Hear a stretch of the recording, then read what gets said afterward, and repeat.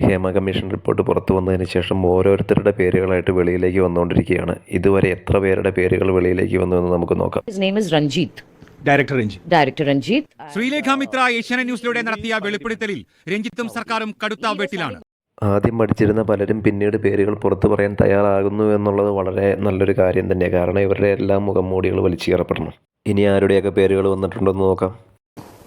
ഞാൻ പറഞ്ഞത് സത്യമായിട്ടുള്ള കാര്യമാണ്. മാമുക്കായ അങ്കിൾ പറഞ്ഞതും സത്യമായിട്ടുള്ള കാര്യമാണ്. ഷാജുക്കുടിയൻ അങ്കിൾ പറഞ്ഞതും സത്യമായിട്ടുള്ളതാണ്. ഇടവേള ബാബു സാറ് പറഞ്ഞതും എല്ലാം സത്യമായിട്ടുള്ള കാര്യമാണ്. സുധീഷ്, മാമുക്കോയ, അതുപോലെ തന്നെ ഷാജു കുടിയൻ, പ്രമുഖരായവരും പ്രമുഖരല്ലാത്തവരും എല്ലാവരും നിരയായിട്ടുണ്ടല്ലോ.